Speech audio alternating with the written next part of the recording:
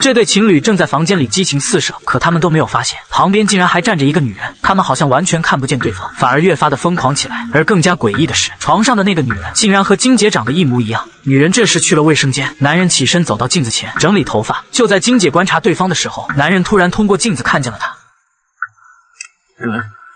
金姐从来没有遇到过这种情况，因为她的身体此时正被浸泡在化学溶液中，这里发生的一切全都是她潜意识中的记忆。眼看男人向她走了过来，金姐连忙拿起床上的手枪，警告男人不要靠近，但男人根本不听劝阻。金姐毫不犹豫扣动了扳机。博士这边顿感不妙，脑电波数据也出现了异常显示，他们必须在金姐继续深入之前，把她从潜意识中带回来。但金姐这时已经陷入得太深，转眼间就出现在一条阴暗的巷道里，而刚才被她枪杀的男人，竟然又毫发无伤地出现在她面前。但男人一言不发，就那么冷漠地看着金姐，随后示意金姐跟着他走。男人这时告诉金姐，他要找的人就在上面，而那个人竟然就是铁柱。可就在金